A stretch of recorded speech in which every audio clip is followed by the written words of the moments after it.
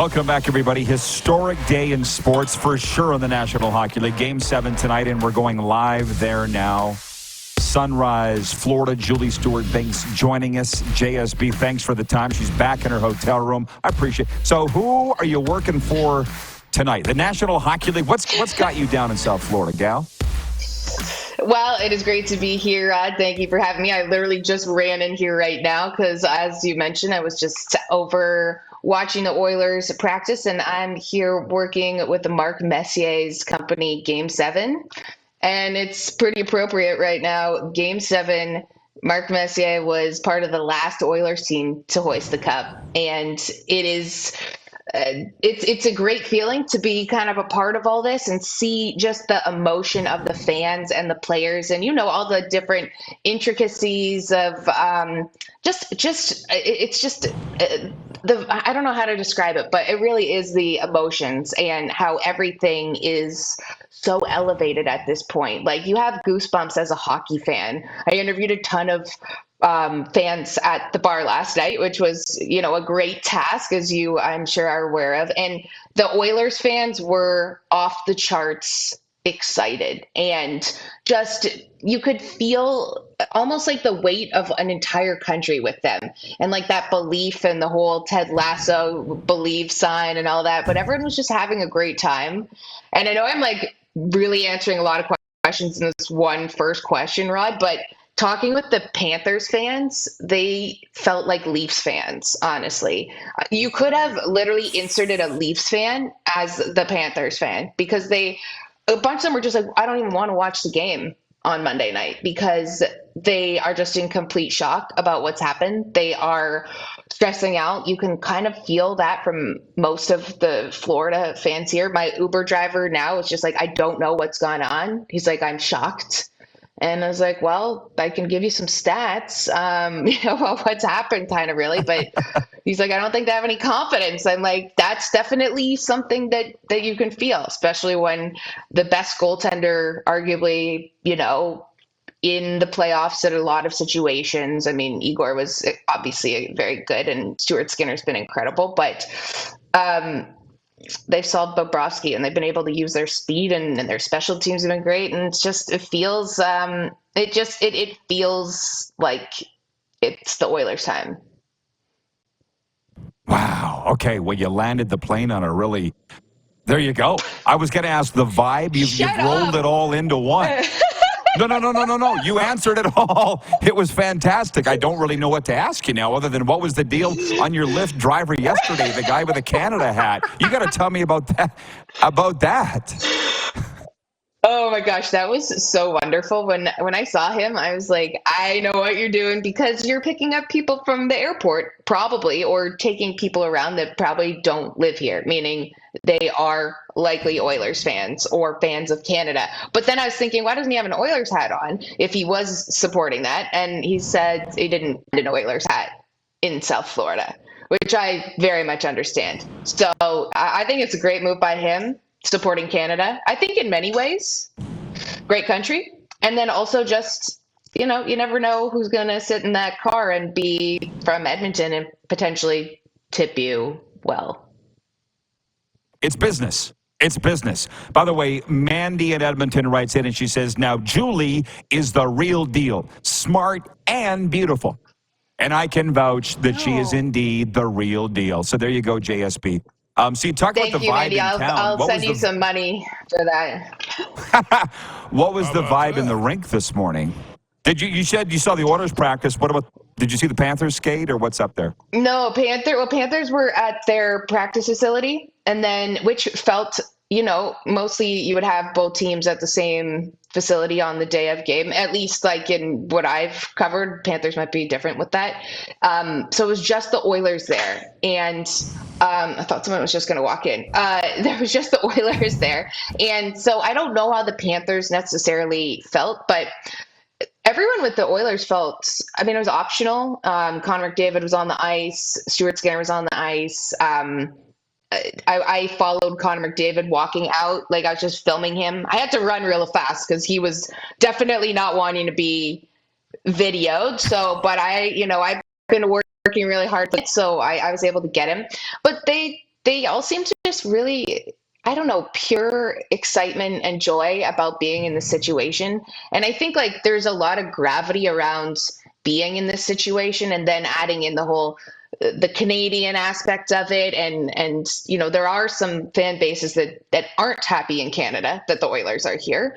But for the most part, it really does feel, it's kind of like when the Raptors were in the NBA finals, and it was like a whole country was behind them, whereas like I don't think everyone in the USA is behind the Florida Panthers in that regard. So I think that they understand what is at stake, and that actually has the vibes. It feels like that's positive for them. That could crush a lot of other teams and people, but I think especially for Connor, Leon Draisaitl, a lot of Ryan Nugent-Hopkins, a lot of these guys, it's like, okay, we finally got to this moment.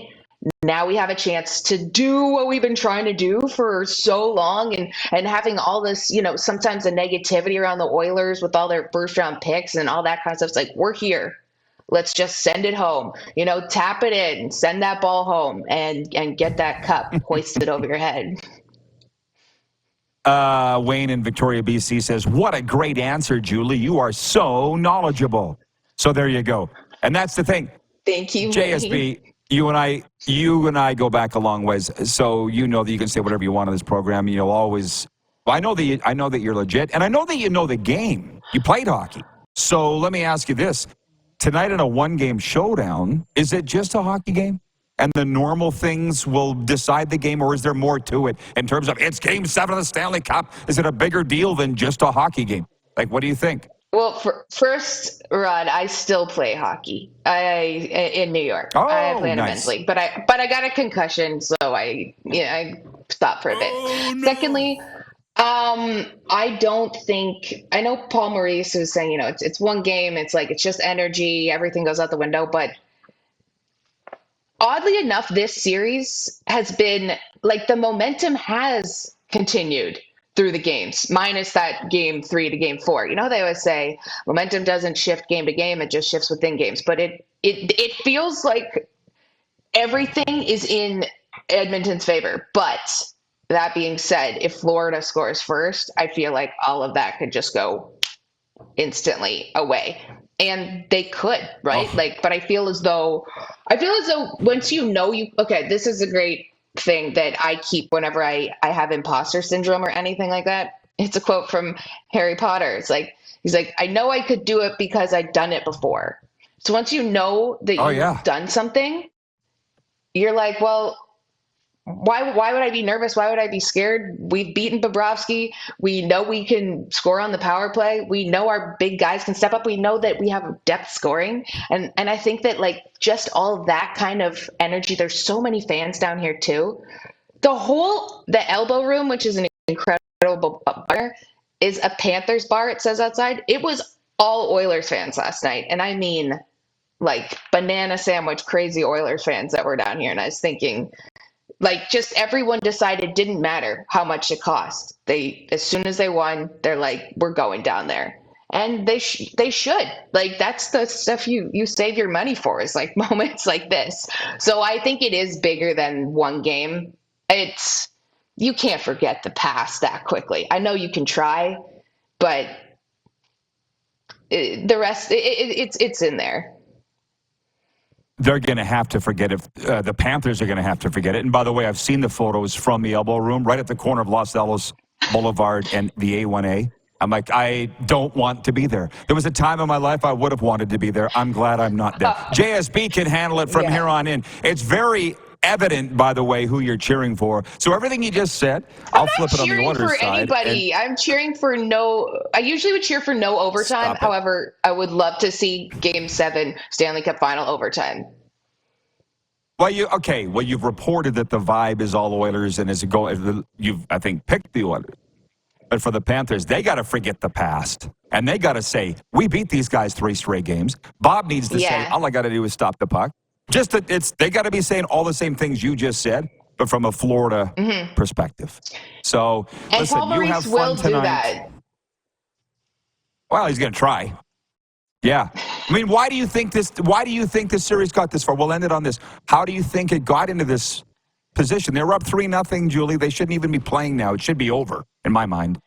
Honestly, I think Bobrovsky has been really good, but I think a lot of the defense in front of him maybe kind of covered up some of the deficiencies when the Oilers were able to, find their speed, being able to connect on a lot of their passes, being able to finish their chances. When you just get that one in top shelf on Bobrovsky and you start to remember this guy isn't a god. Like he's been also playing a lot of hockey, and he's played a lot of hockey last year, and this entire team has too. And you saw what they did to the Rangers and what they've done to every single team in the playoffs, and then you are able to do that to them. It's like, hey, remember what we've gone through this season? We were like, as the Oilers, we weren't even in the playoff position come Thanksgiving, when that's when you're deemed if you're going to be in it or not, and you're able to you dragged everyone here. You clawed your way out of the gutter. And so I think it's just the hard part is I love Paul Maurice's speeches. I love that vibe in the room. And it's amazing with hockey how if that another team can show that they can do it, then everything changes to them in that moment. And that's what's so great. I just hope it's a good game. I don't want to see any blowouts. And the cool part is that we know the cup will be awarded tonight, and that's a great feeling. A blowout would be a letdown for sure. I think we're all hoping for a one-goal game. Julie, thanks for fitting us in. It's awesome that you're there and working for Mess. Have fun, and hope to see you this summer. Thank you, Rod. Always love being on here, so appreciate it. Our longtime friend, Julie Stewart-Binks, JSB, from Game 7. Mark Messier's Game 7 as well.